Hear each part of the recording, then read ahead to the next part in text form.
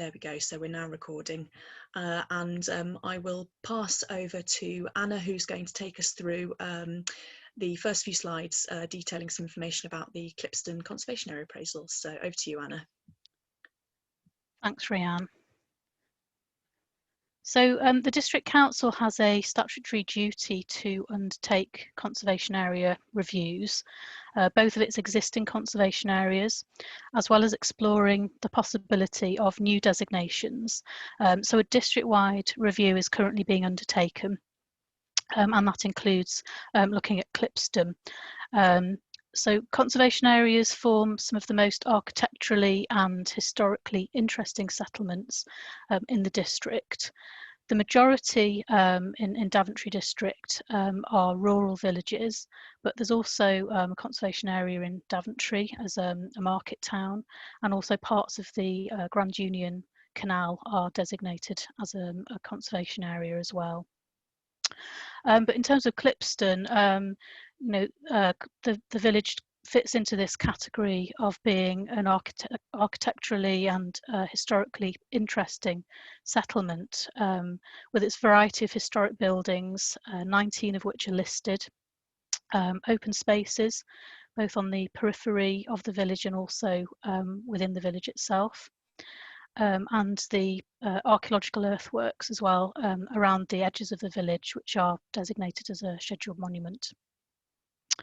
So Clipston doesn't currently have a conservation area, so the review has been undertaken to see whether the village or particular parts of the village merit a designation. And as part of this process, we've produced a draft conservation area appraisal and management plan, and we'll talk a little bit more about that in detail later on. So conservation areas are areas of special architectural or historic interest, which are designated by local planning authorities through the Planning Listed Buildings and Conservation Areas Act 1990. So Daventry District Council has a responsibility to identify and, where appropriate, to designate new conservation areas. There are over 10,000 conservation areas have been designated nationwide since they were first created in 1967 as part of the Civic Amenities Act. And conservation areas have been designated over many different types of areas, including residential areas, industrial, commercial, and also landscape areas, and they vary in size from a handful of buildings to many hectares of open countryside.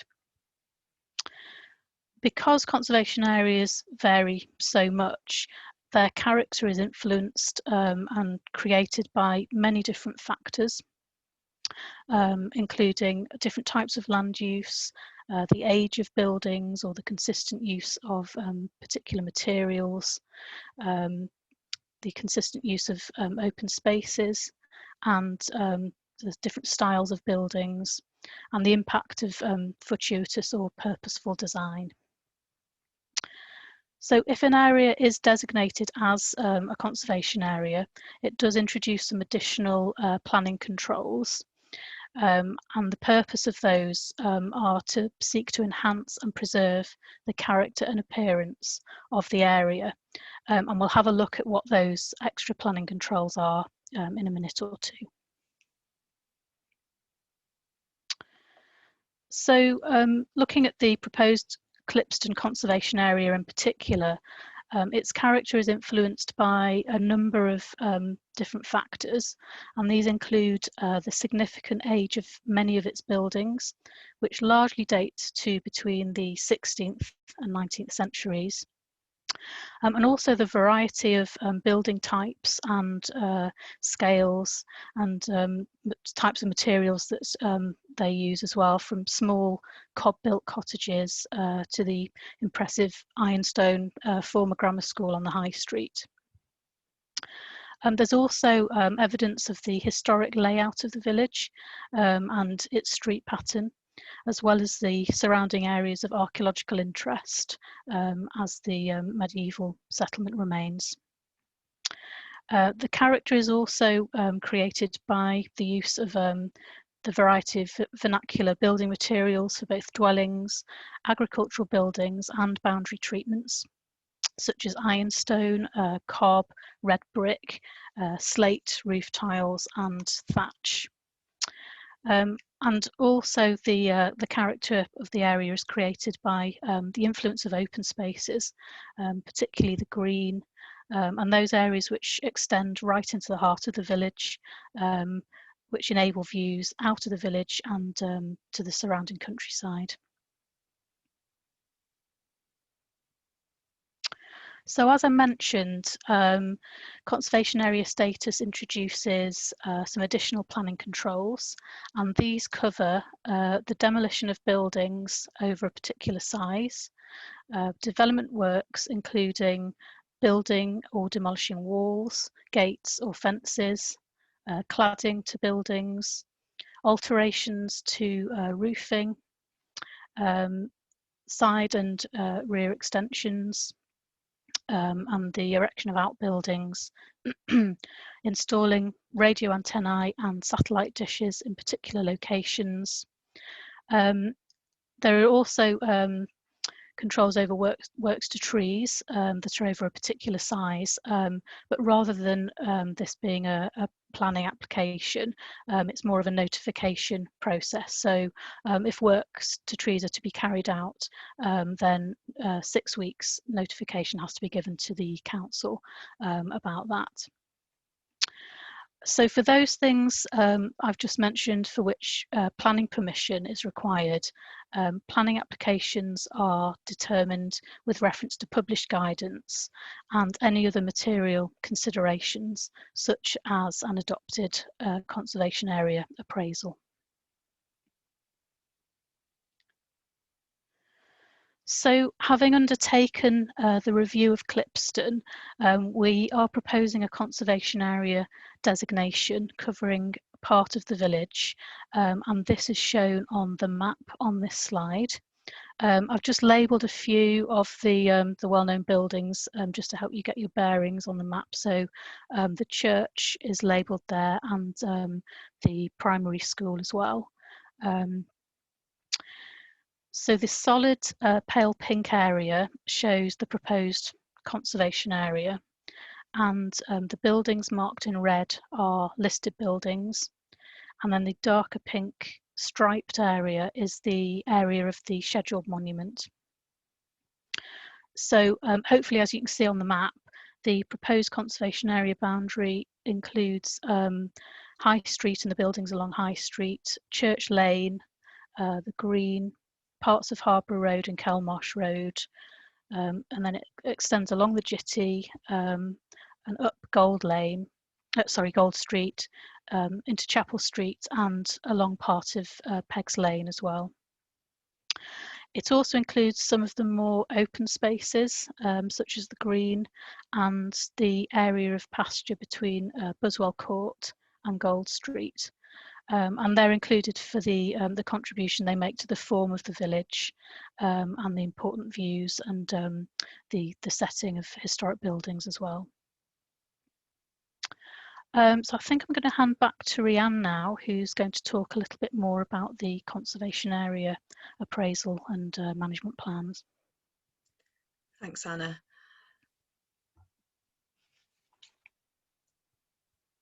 So as has already been noted by Anna, conservation areas are designated due to their special interest, and as part of conservation area reviews, we produce a document called a Conservation Area Appraisal and Management Plan. And some of you might have already been able to take a look at the Clipston draft conservation area appraisal. And conservation area appraisals aim to express the special interest, which we spoke about, the architectural and historic interest of a conservation area, and to identify what it is about an area that is important, as well as highlighting any areas that could potentially benefit from enhancement in the future, or any particular threats to the character of a conservation area, whether it be an existing conservation area or a proposed new conservation area. Conservation area appraisals are something that is their best practice guidance. So they are something that we are encouraged to produce in order to express that special interest.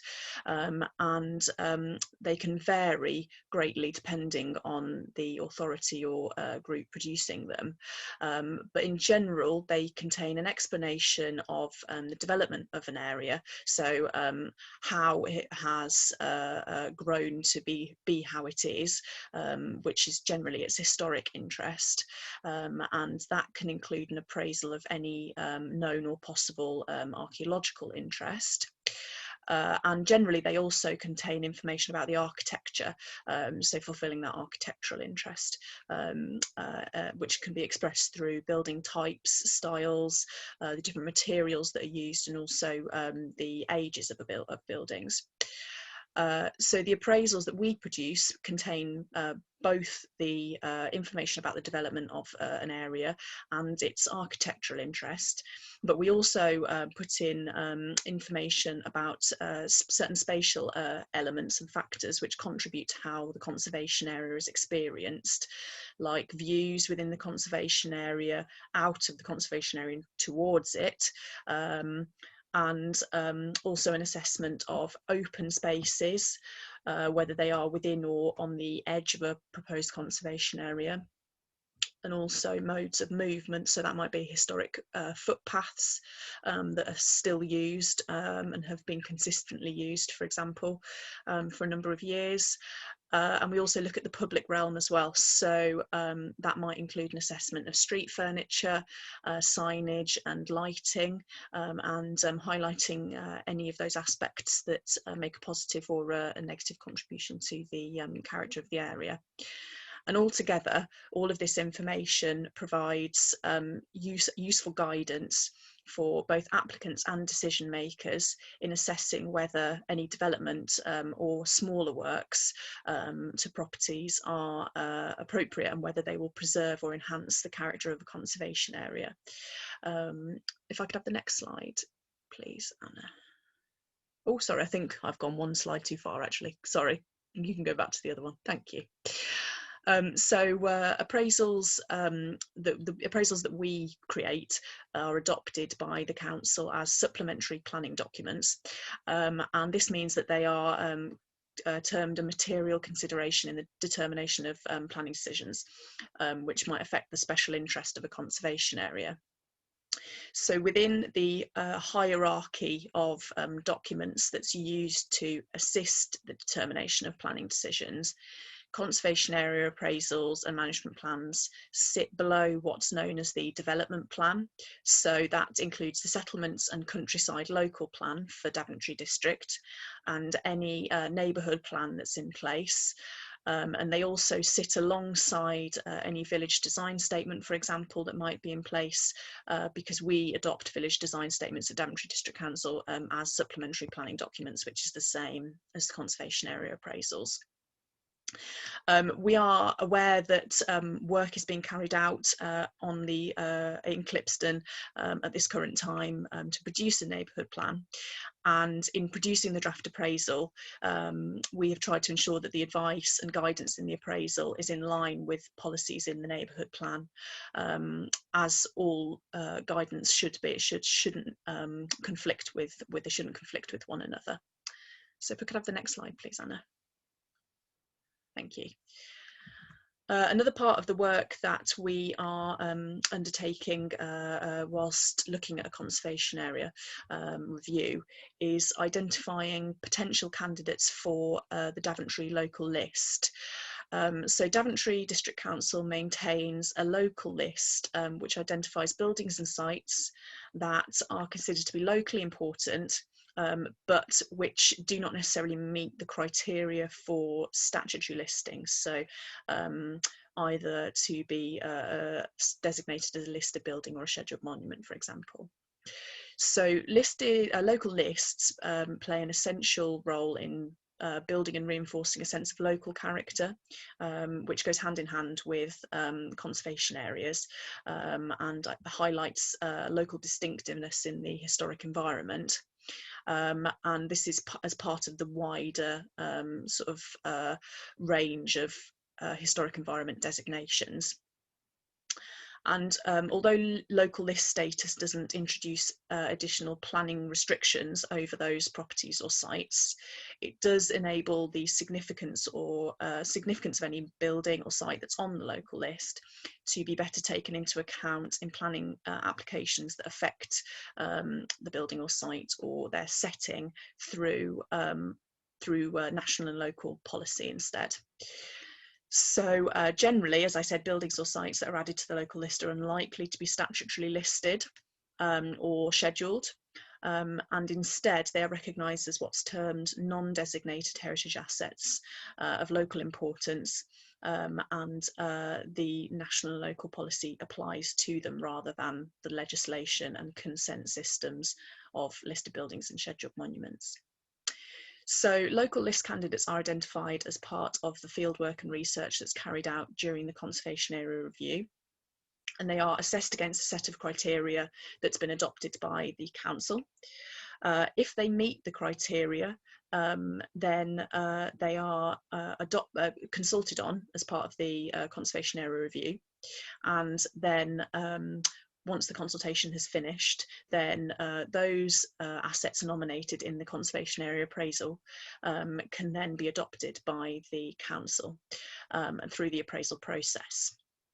So the buildings in Clipston that are proposed to be added to the local list are set out in the appraisal and management plan document.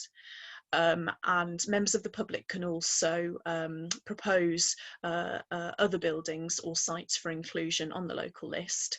And if you think there is a particular building or site that we haven't put forward that in the appraisal that you feel should be put forward, then if you send us the details through the consultation period to the heritage email, we'll have the details of that at the end, with the details of the property or site and the reasons that you think it should be added to the local list, then we can consider that as part of the consultation. And if you want any information about local lists, further information, then you're welcome to get in touch with us about that. So can I have the next slide, please, Anna? Thank you. Another thing that we look at as part of our conservation area appraisals is something called Article 4 directions. So as we've already mentioned, conservation area designation does introduce some extra planning controls, but some minor development, including domestic alterations and extensions, can normally be carried out in conservation areas without planning permission. So they're termed permitted development rights, and they're given under the provisions of the 2015 General Permitted Development Order, the GPDO. And the exercising of these rights can lead to incremental changes within an area, and these changes taking place can gradually erode aspects of the fabric of historic buildings and their historic character and that of the overall area. So Article 4 of the GPDO gives local planning authorities the power to limit permitted development rights where they consider it's necessary to protect local amenity or the well-being of an area, including the historic environment, and they're very commonly used in conservation areas. And using the provisions of Article 4, the GPDO can bring certain types of development back under the control of the local authority, so that potentially harmful proposals can be considered on a case-by-case basis through planning applications, and development can be steered so that it's sensitive to the historic environment. So how we go about doing it through the conservation area reviews is we undertake the conservation area appraisal, and through that we identify features that would benefit from being included within an Article 4 direction. So if an Article 4 direction is considered appropriate for the area, then they are proposed in the conservation area appraisal, and the details held within the conservation area appraisal include the permitted development rights that are proposed to be removed and the locations that would be affected by the Article 4 direction. So the appraisal process doesn't bring the Article 4 direction into force. We propose it as part of the appraisal consultation, but if the conservation area is adopted, then there would need to be a separate process to put an Article 4 direction in place that would take place after the adoption of the consultation. So it doesn't necessarily mean that a conservation area being adopted brings the Article 4 direction that's proposed into force immediately. It has to take place afterwards, and there would be another consultation on that. So if I could have the next slide, please, Anna. Thank you. So we're currently in the consultation period on the draft appraisal and the proposed boundary for the Clipston conservation area. The consultation will last 8 weeks until 5 p.m. on January the 18th, and all of the consultation documents are available on our website to view. So that includes the conservation area appraisal, the statement, the consultation notice, and a map you can view as well. We also have a survey on our website that you can complete, and you can comment either via that survey, or you can email us or comment via post. So all comments must be provided in writing to the District Council by the 5 p.m. deadline on January the 18th. And if you would prefer to have a hard copy of the document, then we can provide those during the consultation period by post, free of charge. So if you'd prefer to have a hard copy, then if you get in touch with us by email, then you can let us know. We can provide a copy for you as soon as we can. So if I could have the next slide, please, Anna. Once the consultation period has finished, then all of the comments that are received during the consultation period are compiled in a report which details the response received, the officer response to those comments, and then any suggested action, so any potential changes, for example, to either the conservation area appraisal or the proposed boundary. And then this report is then presented to the council members, and the council members decide whether to adopt the new boundary and the appraisal. And following that decision, we write to all the properties within the proposed conservation area to notify them of the decision. And if the conservation area boundary is adopted, then the additional planning controls that we mentioned earlier come into force and apply to all of the properties within the designated area immediately once it's been designated. So you may be aware that we will be absorbed into West Northamptonshire Council in April 2021. And might be wondering about what this means for the work that we're doing at the moment. So because conservation areas are adopted through legislation as a national designation, the boundaries continue to be in force regardless of whether Daventry District Council is still a thing, and the appraisals and management plans will be carried forward into the new authority and continue to exist and be used to determine planning decisions as well. So if I could have the next slide, please, Anna. Thank you. So here we have our consultation details. As I said, the consultation will run until 5 p.m. on the 18th of January. And if you would like to comment, comments must be sent to us in writing by that time. And you can either comment via the online survey on our website, which is at the bottom there, or via email to the heritage@daventry-dc.gov.uk email, or alternatively you can respond by post, which the address for that is also shown there. So these details are also available on our website, and we will be posting either this recording or a copy of the slides with additional notes to our website, hopefully by the end of this week. And I think that is also, if you haven't managed to scribble those details down, don't worry, they will be available. And I think we're just going to move on now to questions. So if I hand back over to Anna, I think you've got a question to that was submitted prior to the presentation. Yeah, I've got 3 questions actually, so I'll go through those one by one and give some answers to those, and then hopefully we'll also have time to just open the floor up afterwards as well if anyone's got any further questions. Yes, we've had one question in the chat, so we'll address that one once you've been able to put yours out. Okay, great. Okay, so the first question is, if the conservation area plan for Clipston does go ahead, when will this come into effect? So we're aiming for the proposals to go to the council meeting on the 25th of March next year for its consideration. So if the council does decide to adopt the conservation area boundary, it would come into force straight away. So it would be on the 26th of March. The conservation area would be in force. The second question was, will there be conservation grants available to restore Victorian features to a property? Unfortunately, the District Council doesn't have the resources to enable it to offer a grant scheme for building conservation works. Historic England, which is the national advisory body on the country's heritage, does have a grant scheme, but it's for buildings that are designated as listed buildings.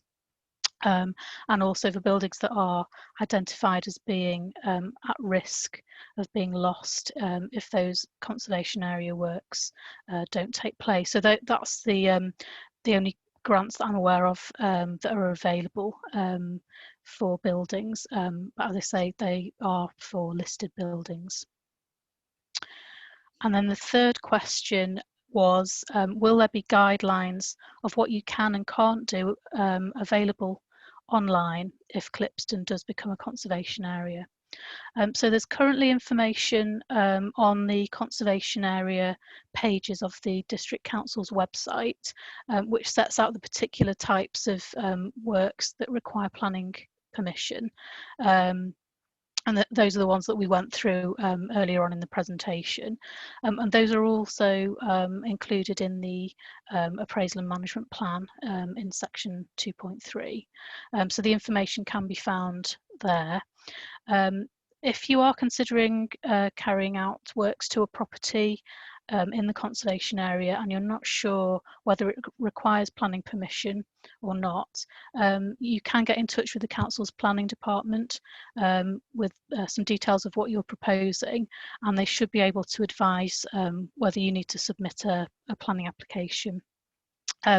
Because every building is different and the works a property owner may want to carry out can differ on a case-by-case basis, we always sort of advise checking with the planning department for your particular situation. Okay. Okay, thanks, Anna. So yeah, we've had a couple of questions in the chat, so I'll just address those. And the first one was, what are the timescales for a report being submitted to DEC after the consultation period? So I think we've sort of answered that one already. So I'll move on to the second question, which is, how many responses do you need from the community, or is there not a minimum? So there isn't a minimum. We take all responses that are received in writing, as I said, during the consultation period, and compile those in the reports. So we encourage responses, and we welcome any comments on the draft appraisal or the draft boundary. And if anybody has any questions, whether they would like to, if anyone would like to ask any questions prior to submitting a response, then that's absolutely fine. You're more than welcome to get in touch with us with informal questions prior to, if you'd like to do that. And as I said, you can also use the online survey if you would like to do it that way too. And the next question is, would any planning considerations take into account that a conservation area is being considered? So our case officers in our development control department are aware that a conservation area is being reviewed and proposed at Clipston. So they wouldn't, the planning controls of course wouldn't apply, the actual regulations in terms of permitted development rights, because they would only apply where a conservation area was designated. So there wouldn't be any extra planning permissions that would need to be required whilst the consultation is going on, for example. It would only be once a conservation area was designated. But the conservation area appraisal and management plan has a very limited weight before it is adopted. So it has a small amount of weight because it's being consulted on, but it would only be a minor consideration at this stage. And whilst our case officers are aware of it and may choose to look at it if they are looking at any planning applications within the proposed conservation area or near it, it isn't the same as it being adopted. So there is a planning balance obviously to be taken, and a conservation area appraisal at this stage would form a small part of that, but it wouldn't be the same weight as it being adopted as a supplementary planning document. So there is a following comment that says, not a question, but the old pub in the village was not the Crown as stated in the appraisal, but was the old Red Lion. Okay, so thank you for that. We can take a look at that and get that changed. And if there are any, even sort of minor errors, that if anybody spots anything like that in the appraisal, then please do let us know. And there's another one here, says, can you share the link to the draft appraisal? So yes, I can pop it in this chat function, so I will do that. If you just bear with me one moment. And if anybody is interested in having any more details about the appraisal, or if anyone would like the link after tonight, then if you just let us know via email, we can let you know. So I will find that and pop that in the chat box for you.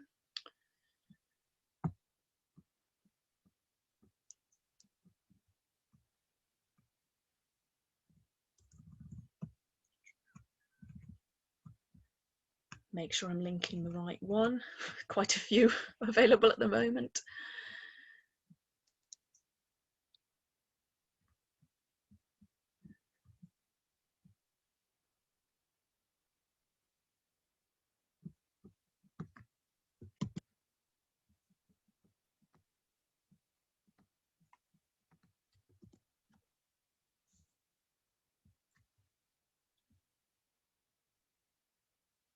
Oh, for some reason it's not letting me share the actual file.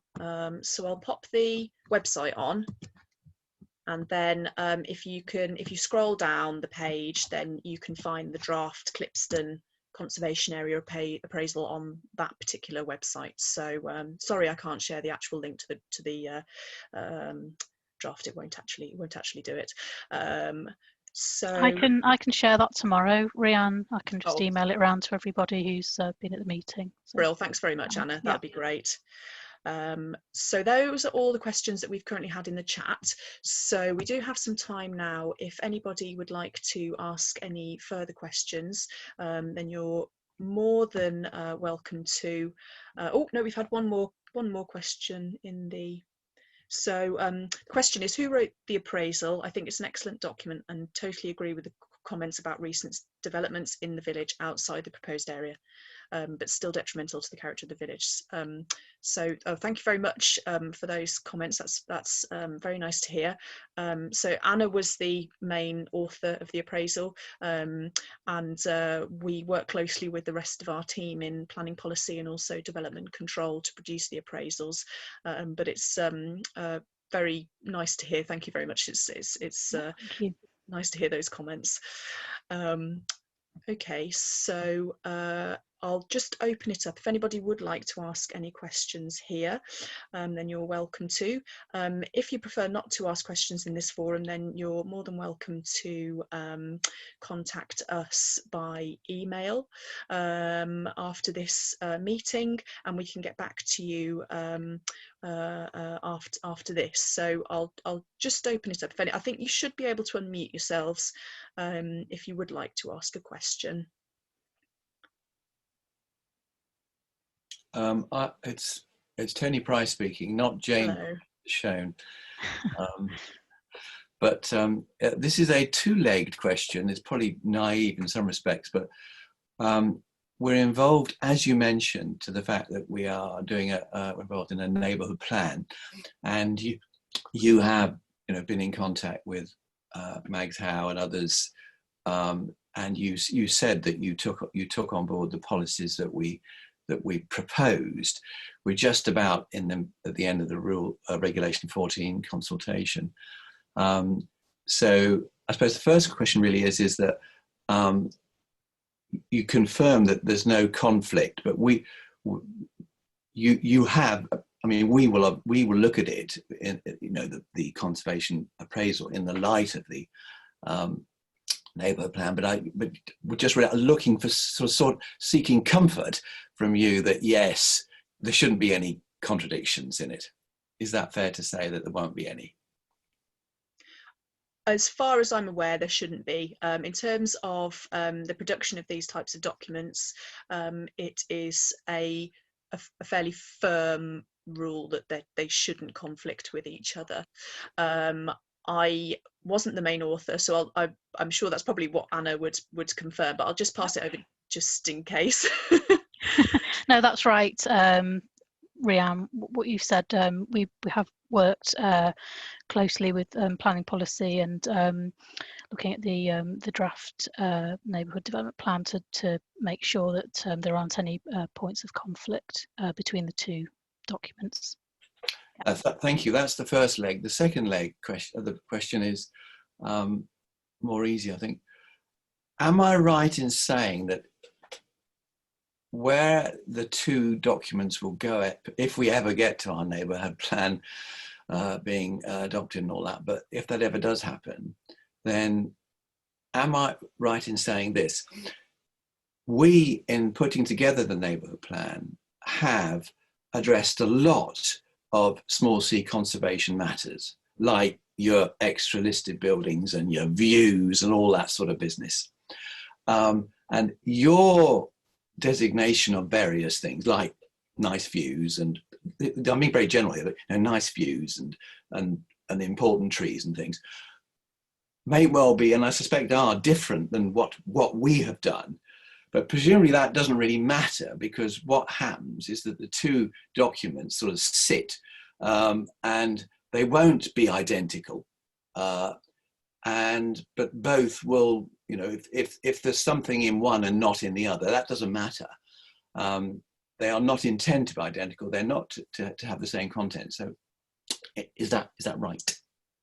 Yes, I would say that is exactly right. So it is quite common, as you've said, for neighbourhood plans and conservation area appraisals to address some of the same issues. Often not all the same issues, but they do sometimes overlap. And in the determination of planning decisions, as we noted, the neighbourhood plans form part of what's called the development plan, as I'm sure you're probably aware, and conservation area appraisals sit below that as supplementary planning documents. So in terms of their weight in decision making, the neighbourhood plans actually sit above conservation area appraisals. But in the determination of planning decisions, a planning judgment, a balanced planning judgment has to be taken, and if information is in one, not necessarily in the other, then that will be dealt with, as Anna said, on a case-by-case basis. So using things like site visits and all that kind of stuff that goes along with making a planning decision. So just because information is in one and not the other doesn't mean that there's necessarily either a conflict or that the information is disregarded. Fine, good. Thank you. That's what I wanted to hear. Thank you very much. No, that's not a problem. Thank you for the question. So do we have any other questions at all from anybody?